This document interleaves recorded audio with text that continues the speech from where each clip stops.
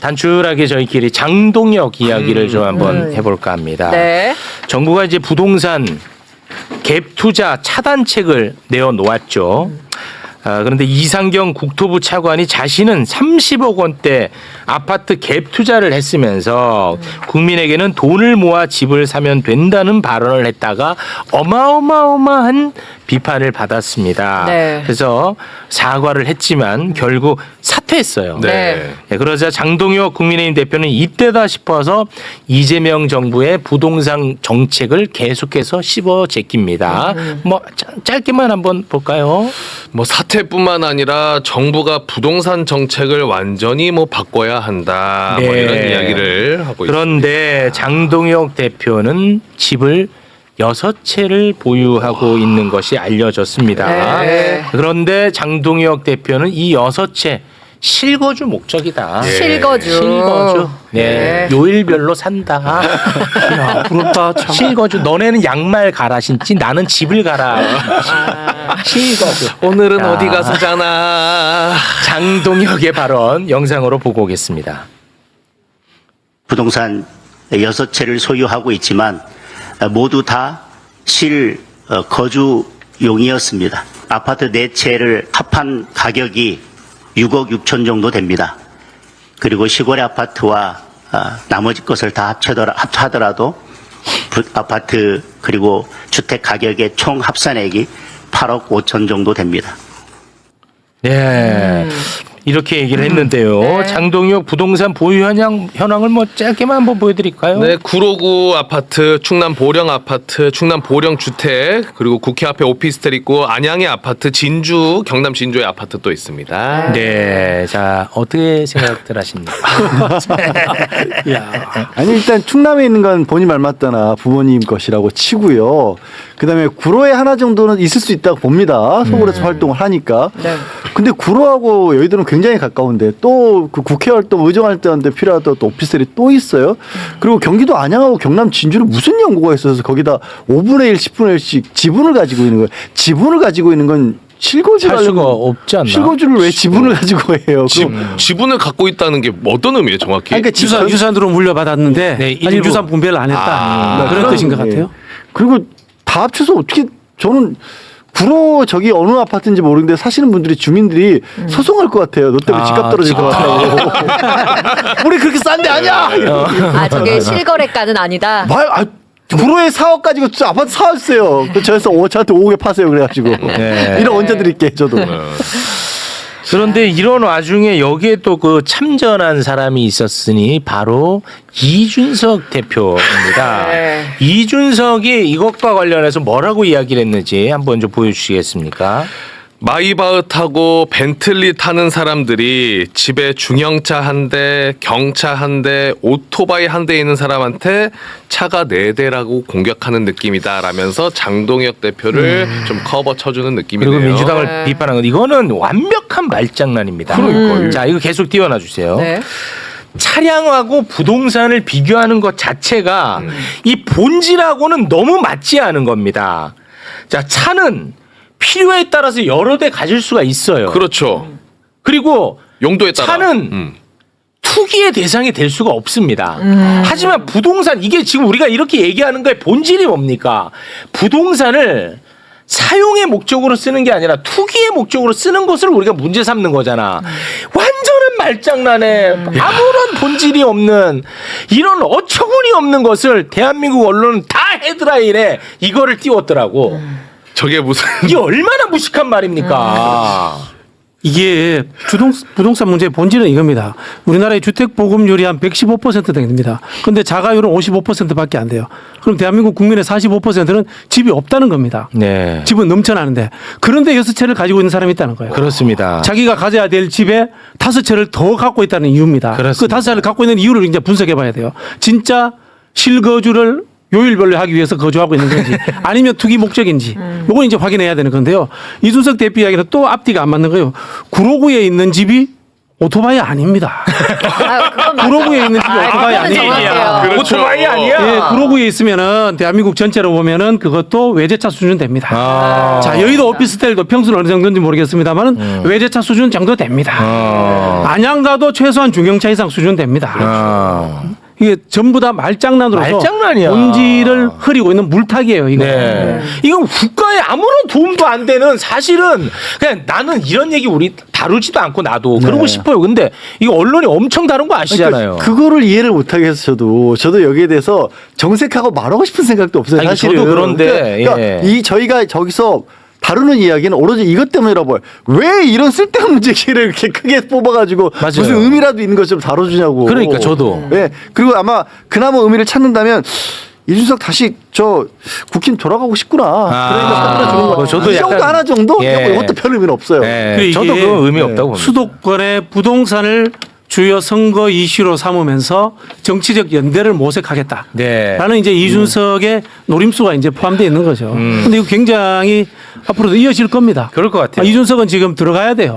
지금이 아니면은 들어갈 시점이 없다고 볼 겁니다. 국민의힘 아니면 깜빵? 국민의힘으로 들어가야죠. 국민의힘. 아. 일단 뭐 깜빵은 뭐 제가 보낼 수는 없으니까 함부로 말씀드릴 아니, 수는 제가 없고요. 잘 못 들어가지고 그런 네네네네. 겁니다. 네, 여쭤본 겁니다. 왜냐면요. 지방선거 끝나면은 장동혁 체제는 무너진다. 라고 이준석은 보고 있어요. 아. 그러면 이게 이제 보수 재편의 기회가 아. 이때 자기가 이니셔티브를 잡기 위해서는 장동혁이 쓰러지기 전에 들어가야 된다. 아. 라는 이제 강박관념이 있는 겁니다. 네. 근데 대한민국 보수 언론 보잖아요. 한동훈하고 이준석 띄우기에 여념이 없습니다. 맞아요. 네. 뭐 너무 잘 아실 거 아닙니까? 보면은 한동훈, 이준석을 너무너무 띄우고 있는 거야. 왜냐? 보수 언론이 봤을 때는 지금 이 체제로는 이거는 답이 없거든. 그러니까 자기들이 생각할 땐 그래도 민주당하고 경쟁할 수 있는 세력은 한동훈, 이준석이라 보는 것 같아. 그래서 엄청나게 띄웁니다. 어떻게 말 한마디만 나오면 이것도 SNS 그냥 띄고 올린 거를 그냥 긁어다 이렇게 쓴 거잖아요. 근데 최근에 이제 보수 언론 입장에서 걱정되는 일이 벌어졌죠. 한동훈이 동탄 간다는 얘기가 쓱 돌면서 어디 간다고요? 한동훈이 동탄 쪽에 갈지도 아, 모르는 얘기가 들면서 둘 다 살아야 되는데 이거 그럴 리는 왜 지들끼리 없습니다. 싸우지? 뭐 이런 아니, 그럴 리는 없습니다. 네, 하여튼 네. 뭐 지들끼리 커뮤니티에서 그러고 있더라고요. 네. 그리고 그 오세훈이 실수하는 것에 비해서 비판적인 언론의 양이 적어요. 그죠? 그래서 오늘 저희가 2부는 오세훈 특집을 준비했어요. 역시. 맞잖아. 오늘 2부는 오세훈 특집. 야, 이준석의 그림이 있어요.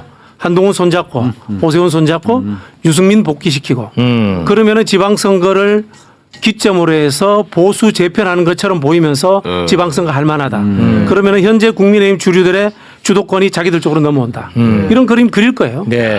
그래서 저는 이런 얘기를 좀 하고 싶어요. 지방선거 앞두고 서울시장 선거는 정말 큰 선거지 않습니까? 네. 지방선거 예측하고 분석하고 이런 거 하지 말고 오세훈이 그동안에 서울시정을 어떻게 했는지 그거를 다뤄야 돼. 예측하고 분석하지 말고 아니 막말로 오늘 이 일부 언론에 보도된 거긴 한데 서울에 쥐가 늘었어. 신고 건수가. 쥐가 많이 늘었다 하더라고요. 쥐가 뭐 신고 건수가 올해 상반기에 뭐 2,000건 가까이 된다고 그러거든요. 그러거든요. 이게 이런 일들이 왜 있겠어요. 네. 참 그 2부에 잘 하셨다니까. 그러니까. 아, 2부에. 우리 최욱 앵커는 진짜 주식 말고는 다 잘하는 것 같아요. 흐름을 정말 잘하는 것 같아요. 그리고 이런 거 보면은 이준석 의원이 진짜 싫어할 만하게 돼. 이준석 대표님이 그래요? 어떻게 대표님이라고요? 아까는 깜빵까지 이야기. 아니 그거는 이제 여쭤본 거였습니다. 네. 자 그러면 특검 이슈로 좀 넘어가도록 하겠습니다. 이번 주말에 가장 뜨거웠던 이슈가 하나가 있었거든요. 지금부터 한번 좀 나눠볼까 하는데 여기 그 법조인 세 분이 나와 계시는데 의견이 또 어떤 식으로 갈릴지도 개인적으로 또 궁금하기도 합니다. 네. 김건희 특검에 대한 이야기인데 도이치모터스 주가 조작을 부실하게 수사한 검사들 여기 다 들어가 있죠. 그리고 관본권 띠지 관련 검사들 들어가 있고 명태균 게이트 관련 검사들 들어가 있고 게다가 파견 검사 40명이 항명성 의견서를 내 가지고 우리를 또 열받게 했었습니다. 네. 그래서 이제 김건희 특검에 대한 신뢰가 조금 떨어지고 있는 와중에 김건희 특검의 신뢰를 더 떨어뜨릴 만한 소식이 나왔습니다. 도이치모터스 주가 조작을 수사했던 한문혁 검사. 네. 우리가 요 검사 이야기를 나눈 적이 있습니다. 아. 이 한문혁 검사가 2021년 여름에 도이치모터스 주가 조작범 이종호와 술자리를 가졌습니다. 그 사진이 이번에 공개가 됐어요. 네. 근데 이 시기가 참 아주 심각한 게 서울중앙지검 반부패 강력수사 2부에서 도이치모터스 사건을 이제 검토하고 있는 시기였는데 술자리에서 이종호하고 한문혁 검사가 만난 거야. 그 사진을 좀 띄워주시기 바랍니다. 네, 이렇게. 예, 여기 보면 이제 한문혁 검사 사진이 있고요. 네. 이종호 있죠. 네. 그리고 옆에 있는 분들이 이제 남자 한 명은 이제 의사 친구라고 합니다. 한문혁 검사의 예, 친구. 의사입니다. 네. 그리고 뭐 정치권 관계자도 있다고 그러고요. 네. 그리고 연예인 준비생도 있다고 합니다. 네. 근데 이게 이제 매우 부적절해 보이잖아요. 네. 이제 그래서 대검은 이제 감찰에 착수를 했고요. 특검 파견을 해제하고 수원고검 직무 대리로 한문혁 검사를 발령을 냈다고 합니다. 네. 자, 이것 때문에 이 특검 문제가 심각하다, 신뢰할 수 없다 이런 생각을 네네. 검사들 못 믿겠다 이런 생각이 들을 할 수도 수밖에 있잖아요. 없죠. 네. 근데 이런 와중에 검사 출신 우리 정의규현 김규현 변호사가 내 얘기도 한번 좀 들어봐 줄 수 없겠느냐라고 매부쇼에 노크를 했습니다. 네. 우리 김규현 변호사님. 예. 우선적으로 일단 한문혁 검사는 직무 배제는 됐습니다. 네. 감찰 들어간다고 하니까 거기서 뭐 이제 여러 가지로 뭐가 앞으로 나오겠죠. 근데 뭐 요거는 여기까지는 어쩔 수 없다고 생각이 드는데 제가 궁금했던 거는 바로 이거예요. 이거 누가 제보를 했지? 그 제보자를 알아봤더니 제보자가 바로 이종호 씨의 측근인 이관형이라는 사람이 이 사진을 제보를 했다고 하더라고요. 네. 네. 그걸 듣고 나니까 너무 이상한 겁니다. 아. 왜냐? 이관영 씨라는 사람은 어떤 사람이냐 하면은 제가 있었던 그 멋쟁 해병방. 네, 거기에 그 이제 주가 조작 세력이 이종호하고 뭐 최모 씨하고 윤모 씨하고 이렇게 있어요. 네. 그 사람들의 친구가 이관형입니다. 아. 그래서 이 사건이 작년에 이렇게 불거졌을 때 김규현이가 민주당하고 이거를 다 꾸며가지고 제보 공작을 꾸몄다라고 네. 그때 막 국힘 권성동 네. 의원이 막 저를 난리 저격하면서 쳤었죠. 막 난리를 쳤죠. 네. 그리고 3부는 3부 토건이 아니고 골프다. 3부 골프다라는 설을 만들어서 국힘에서 막 몰이를 하면서 저를 거짓말쟁이로 만들었습니다. 맞습니다. 이거를 뒤에서 다 조작하고 제공하고 한 사람이 바로 이관형입니다. 아, 그래요. 어. 그림을 이- 짜준 거예요? 그렇죠. 근데 이 사람이 지금 이종호랑 짝짝꿍을 하고 있는데 이걸 특검에 갖다 주고 이걸 제보해가지고 한문혁 부장검사를 이제 탈락시킨 거죠. 이거를 하니까 뭐 이상하잖아요, 이게. 네, 그래서 제가 좀 더 파봤어요. 네네네. 네, 그러면 우리 한문혁 검사가 어떤 검사인가에 대해서 한번 설명을 좀 드려봐야 될 것 네네. 같아요. 저하고도 뭐 근무연이 있습니다. 자, 원칙대로 잘 하는 사람인데 뭐 하는 사람이냐라고 하면은 우리 그 도이치 주가 조작 팀에 들어가가지고 열심히 수사를 했습니다. 수사를 하다가 이제 김건희한테 출석 요구까지 해요. 21년도에. 근데 김건희 안 나와. 한 두 번 세 번 해다 안 나와. 그 다음에 이제 대선 전국되면서 수사 흐지부지되고 윤석열이 당선이 되죠. 그렇죠. 그러고 나서 한문혁 부장검사는 이 수사팀에서 잘립니다. 네, 그래서 이제 딴 데를 떠돌죠. 뭐 그러다가 지금 다시 이제 김건희 수사팀이나 이런 데 들어가고 네. 하는 건데 네네. 이거를 기억하실 거예요. 한문혁 검사가 자기가 기소했던 권오수 뭐 도이치 회장이라든가 이종호 이런 사람에 대해서는 재판에 계속 나가서 합니다. 네, 그 공소 유지팀을 윤석열이 아주 싫어해가지고 막 누구는 이제 자르고 유학 보내고 뭐 막 해요. 그래갖고 거의 한문혁 부장검사 마지막에 거의 혼자 남아요. 오. 그래서 여기도 이제 그만둘까 하다가 그래도 이거는 마무리해야지 하면서 끝까지 공소 유지를 하는데 네. 이 뉴스를 기억을 하실 거예요. 많은 분들이.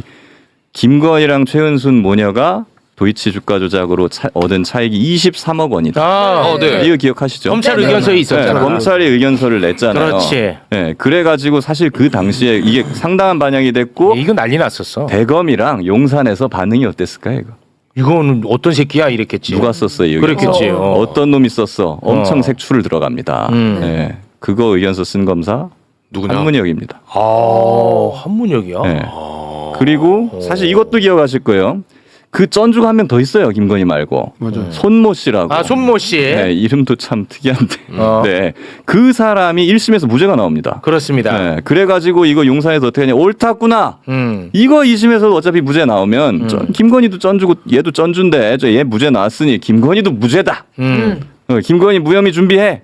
이러고 기다리고 있습니다. 아니 근데 그렇게 입장을 냈어 실제로. 맞아요. 대통령실이 도이치 관련해 한 번도 입장 안 내다가 쩐주 손모 씨가 무죄가 나오니까 쩐주 손모 씨가 무죄면 김건희도 무죄다라는 처음으로 입장을 냈던 기억이 있습니다. 저한테. 이 엄청나게 활용을 많이 했었습니다. 그렇죠. 네. 근데 갑자기 그 공소 유지하던 그 검사팀이 공소장 변경을 해버려요. 그 손모 씨에 대해서? 네. 그 주가 조작 방조죄로. 아. 이거 그래. 그 본범으로는 안 될 수 있지만 방조죄로는 이거 유죄 나온다. 좀 낮춰가지고. 네, 그렇게 공소장 변경을 해버리고 그게 먹혀가지고 2심에서 유죄로 뒤집혀요 이 사람. 손모 씨 유죄됐잖아. 네. 그래서 국면이 전환됩니다. 그렇죠. 이게 전환되면서 결국 김건희에 대한 조사가 불가피해지는 거죠. 맞아. 그러면서 이제 결국 김건희를 부르네 마네 하다가 뭐 그 황제 조사, 뭐 출장 조사, 맞습니다. 폴검. 네, 그것까지 하면 무리수를 두면서 결국 불기소를 하게 되는 맞아요. 건데요. 그때 이 공소장 변경을 하는 거를 좋아했겠습니까? 싫어했겠지. 검찰 대검 용산에서 절대 못하게 하려고 온갖 외압을 넣습니다 여기에 대해서. 그거 그냥 뚫고 아니야 이거 해야 돼라고 하면서 밀어붙이는 검사가 한문혁이에요. 진짜? 오. 아니, 네. 한문혁이요? 저는 사실 이거를 알고 있죠. 네. 그래? 아는 사람이니까. 네. 그러면서 이 사람이 지금 그러다가 또 광주로 좌천이 돼요. 좌천까지 됐어요? 네, 사실 이 사람이 일은 굉장히 잘하는 사람이에요. 그래서 이 사람을 좋아하는 윗사람들이 많이 있습니다. 그래서 사실은 그때 그 막 높은 사람들이 좋아해서 대검으로 가게 돼 있었어요. 내정이 됐었어요. 대검으로 가기로 돼 있었는데 뚜껑을 딱 열어보니까 광주로 가게 된 거야. 뭐지? 용산에서 틀었다. 네, 그래서 날아가요. 이런 스토리를 제가 알고 있기 때문에 처음에 이 한문혁 이종호가 딱 만났다는 이 사실 봤을 때 이게 너무 이상한 거예요. 알아봤더니 뒤에 이종호랑 이관영이 있는 거죠. 그러면 제가 내린 결론은 이건 뭐냐? 네네네.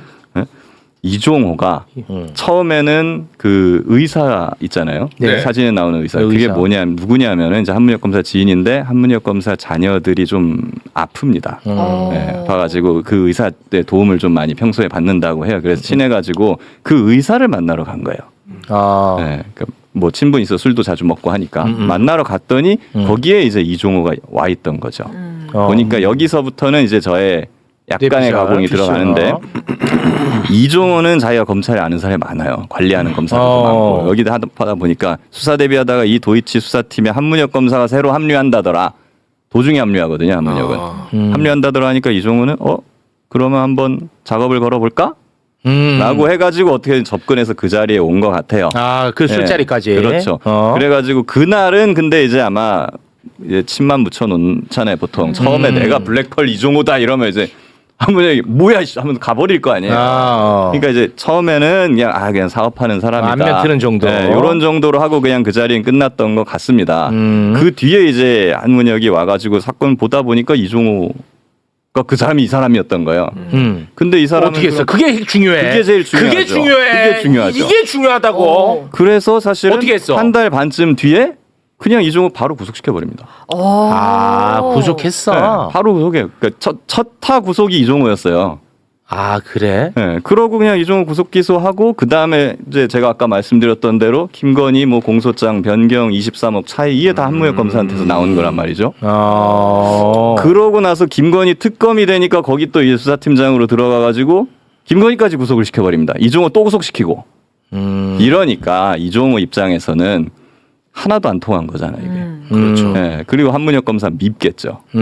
그러니 내가 옛날에 그냥 찍어놨던 그 사진 이걸로 일단 한문혁 검사한테 복수한다고 딱 가서 스크래치 내고 이게 나면 또 이제 요즘에 김건희 특검 이것저것 말이 많은데 네. 이걸로 김건희 특검까지 흔들어서 특검 자체의 신뢰성을 저하시키는 전략을 사용하고 있는 거다. 저는 이런 측면이 있다라고 지금 보는 거죠. 물론 한문혁 검사가 모든 걸 다 잘하고 완전 무결한 사람이냐? 그건 아니야. 내가 네. 안 그래도 그 얘기 하려고 그랬어. 그렇지는 그러니까 지금 않죠. 이종호의 측근 이관영이라고 하는 사람이 이번 판을 뭔가 조금 흠집을 내려고 뭔가 뒤에서 계획하에 공작을 한 느낌은 있는 것 같아요. 네. 네. 그렇다고 해서 한문혁이 아주 위대한 사람이냐? 그거는 또 아니지. 그거는 이제 그게 뭐 하나가 기면 하나가 아닌 이런 관계는 아닙니다. 그 지금 네. 잘 지적한 것처럼 그럼에도 불구하고 또 이런 생각 보실 수도 있을 것 같아요. 어찌왜 아무리 뭐 자녀와 관련되고 있다고 할지라도 그런 뭐 의사랑 그렇게 자리를 갖는 것 자체가 별로 좋지도 않아 보이고 그리고 최근에 이제 논란이 됐던 부분은 이제 도이치모터스 주가 조작 사건은 원래 그럼 서울중앙지검에 수사했을 때 미래에셋 증권사 녹취. 직원과의 녹취로 그렇지, 그 얘기해야지. 그 부분을 왜 그 뭐 다른 것 6개인가 중에서 다 해놓고 그거 하나는 김건희 것만 일부러 안 빼놓은 했잖아. 거야? 이런 생각 안 할 수가 없고 그렇지. 또 특히 김건희 특검 내에서는 최근에 검사들이 이거 우리 저 이러면 검찰청 도로 갈래요. 항명. 항명하고 90명이 있고 들어가 있잖아. 예. 나원영 정도가 아니라 팀장이다 보니까 이 그렇지. 사람이 이제 앞장섰던 거 아니냐라는 그런 얘기 당연히 나오가요. 그렇지. 저는 이제 개인적으로 그런 어떤 입장이냐면 사실 대한민국에 검사 숫자가 전체 숫자는 2,000명이 좀 넘습니다. 2,200명 정도 돼요. 그런데 뉴스에 나오는 사람들은요 딱 정해져 있어요. 보시면 뭐 예를 들어서 어미준이라든가 박상형이라든가 특수부를 중심으로 해서 아까 이제 수사를 잘한다고 하셨지만 그렇게 눈에 띄는 사람들은 조직 내에서 어디나 10% 정도가 일을 잘 할 거 아니에요 상대적으로. 그래서 중요 사건을 맡았던 사람들은 서울중앙지검이라든가 수원지검에 이러는데 딱 정해져 있어요. 저는 검찰에 대해서는 개인적으로는 이미 더러워진 칼이라고 봅니다. 네. 검사 동일체 원칙에서도 여기는 네. 해체될 수밖에 없는 조직이고 네. 그런데 지금의 이 일을 하는데 쓸 수 있는 칼도 그 더러워진 칼인 거예요. 역설적으로. 네. 그러니까 이렇게 필요한 부분을 견제하고 감시하고 바라봐야 되지만 그 사람들 보면서 모든 것이 깨끗하고 다 신념 있는 사람을 찾는다?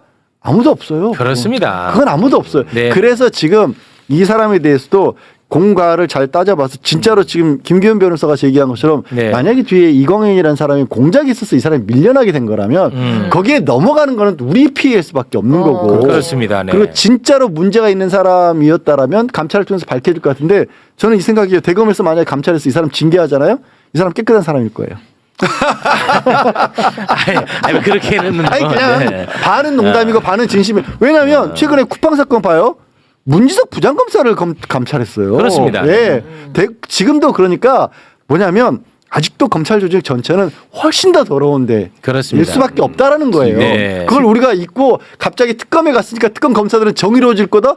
이럴 수는 없는 거예요. 네. 특히 그 문제가 되는 게 대검 그 감찰부장은 사실 전 정권에서 박아놓고 갔다는 맞습니다. 평가를 받고 맞아요. 있는 그 네네. 사람인 거고요. 사실 이제 압수 녹취 부분하고 김건희 특검에 지금 검사들 얘기를 하면은 그거는 좀 제가 이거 좀 알고 있는 게 있어서 말씀을 드려야 될 것 같아요. 압수를 보면은 한문혁 검사나 도이치 수사팀이 사실 4년 전에 김건희 녹취를 확보해놓고 미래에셋. 네, 덮었다가 4년 뒤에 정권이 바뀐 것 같으니까는 다시 이걸 꺼내가지고 이제 확보한 것처럼 한 거 아니냐라는 의혹이 제기됐던 적이 있었죠. 그렇습니다. 근데 그거는 사실 제가 알아본 바로는 그건 사실이 아니다. 네, 라는 건데 어떤 거냐면 4년 전에는 사실 급하게 수사를 시작을 했어요. 왜냐하면 대선이고 시작되기 전이기 때문에 네. 수사팀이 빨리 수사를 한 부분이 있고 그 당시에 압수를 했던 거는 범위를 어떻게 정해서 청구를 했냐면 그때 한 계좌가 김건희 것만 있는 게 아니고 100 몇십 개가 있었습니다.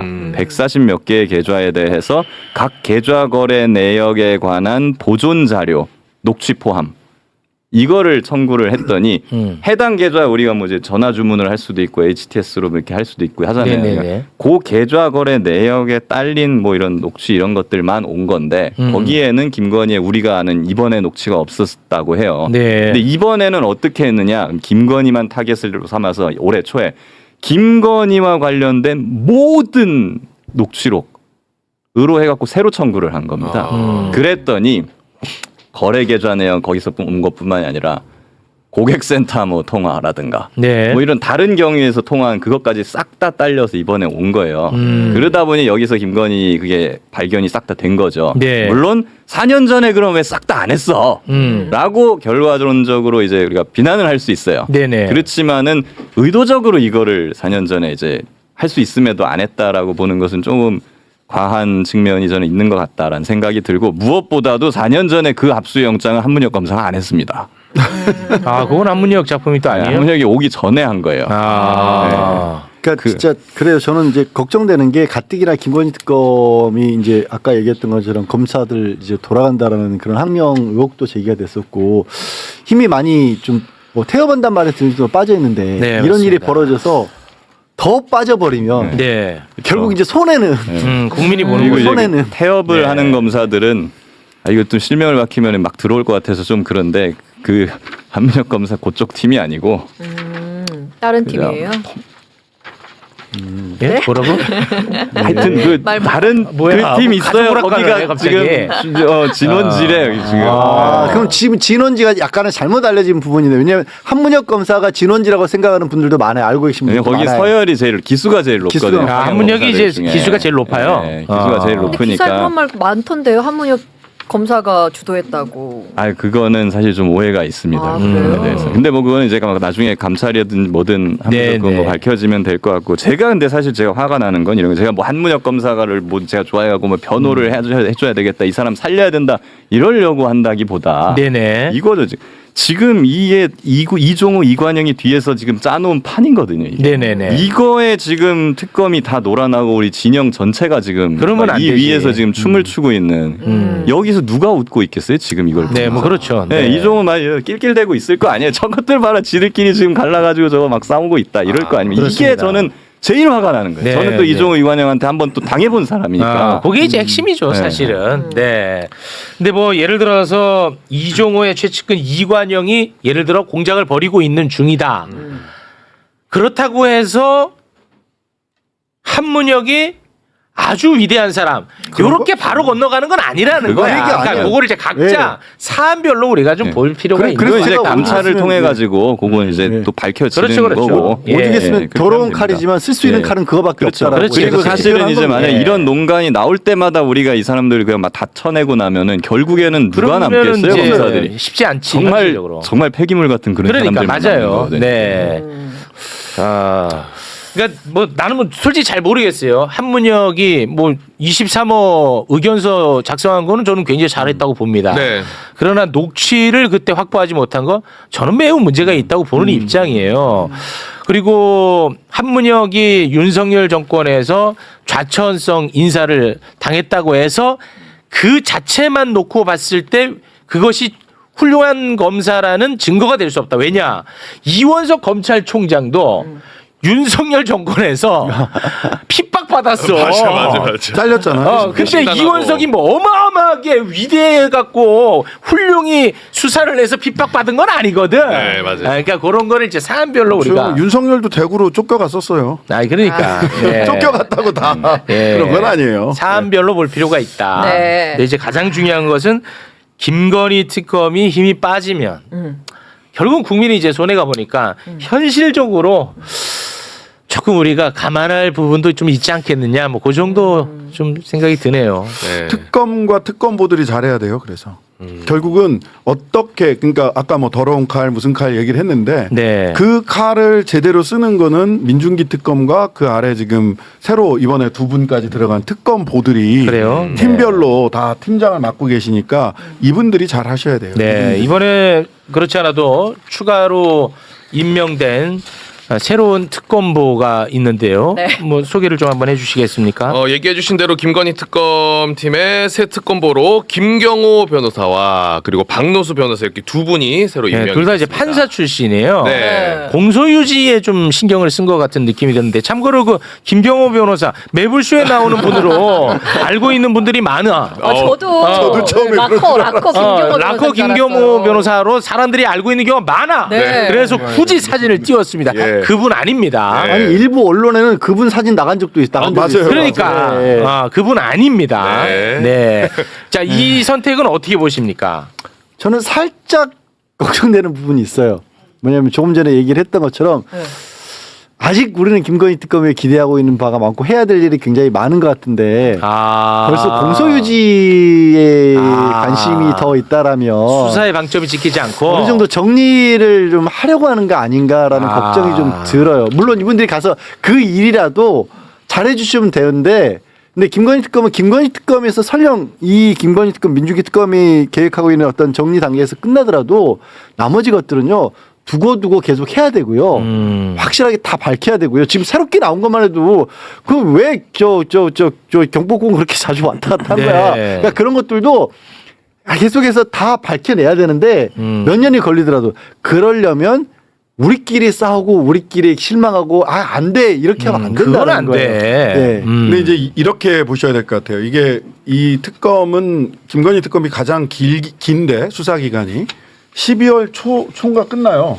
초 중순 하여튼 올해 안에 특검이 수사 기간이 다 끝나고 그다음에 기소하고 공소 유지 이제 재판 단계로 넘어가거든요. 네. 그러면 특검의 지금 현재 3대 특검은 11월 말 12월 초에 특검의 시간이 끝나고 다음에는 이제 법정의 시간이 온단 그렇긴 말이죠. 하죠. 네. 근데 저는 처음에 3특검 할 때도 야 이거 김건희 특검은 기소할 부분과 추후 수사로 남겨야 될 부분을 잘 가르마타는 게 중요하다. 왜냐하면 김건희 3년 동안 한 일이 너무 많아서 너무 많아요. 이 기간 동안에 기소를 다 하기 어렵다라고 저는 판단을 해요. 네. 그러면 기소할 부분을 딱 정리해서 공소유지하면서 나머지 부분들 추가로 경찰에서 이제 원래 뭐 검찰도 수사 권한이 있긴 합니다만은 끝나고 나면 다 경찰로 넘어가야 되니까 경찰 특수본에서 수사를 해야 돼요. 수사를 해 나가면서 이게 또 바로 그냥 경찰한테만 맡겨도 되냐 또 다른 특검이 필요할 거냐에 대해서 11월 12월경에 저는 국회가 판단해야 된다고 생각합니다. 네, 수사 결과를 봐서 그래서 판사 출신이 가서 기소할 부분과 추가로 수사할 부분을 가르마타고 추가 수사를 경찰에 맡겨도 되냐 아니면 또 다른 특검이 필요하냐라는 부분에 대해서 저는 국회가 책임 있게 김건희 특검과 3대 특검 특히 김건희 특검과는 책임 있게 논의를 해야 된다. 방금 말씀하신 거는 물론 뭐 이제 특검이랑 조율을 네. 하겠습니다만 네. 어찌됐든 국회 차원에서 그걸 주도하는 거군요. 그렇죠. 특검을 하려면 새로운 특검이 저는 저들에게 줘야 될 메시지는 요 특검 기간이 끝나면 아이고 살았다. 이제 끝났다. 그게 아니라는 이게 메시지. 아니라는 걸 보여줘요. 좋다 이거 아니라는 걸 보여줘요. 그거 아니라는 거 보여줘요. 끝까지 간다. 상설특검법을 좀 사전에 좀 정비를 해놓을 필요가 있지 않을까 하는 그것도 생각도 필요합니다. 들더라고요. 왜냐하면 지금 상설특검법이 규모가 너무 작아요. 네. 아. 그러다 보니까는 상설특검법으로도 좀 규모를 늘려서 할 수 있도록 미리 정비를 해놓고 그 다음에 이제 이거를 김건희 특검의 남은 부분 나눠가지고 뭐는 상설특검으로, 뭐는 국수본으로, 뭐는 어디로 이런 식으로 좀 나누는 게 필요한 것 같습니다. 네. 상설특검은 두 가지인데 하나는 검사 숫자가 너무 작다는 게 있고요. 하나는 양당이 합의하에 추천하게 돼 있는 부분이 있어요. 근데 김건희 특검은 양당이 합의하에 검사를 그거 말이 안 되지. 추천하는 게 맞습니까? 아, 전 그건 이거 말이 안 바꿔야 된다고 생각합니다. 네, 알겠습니다.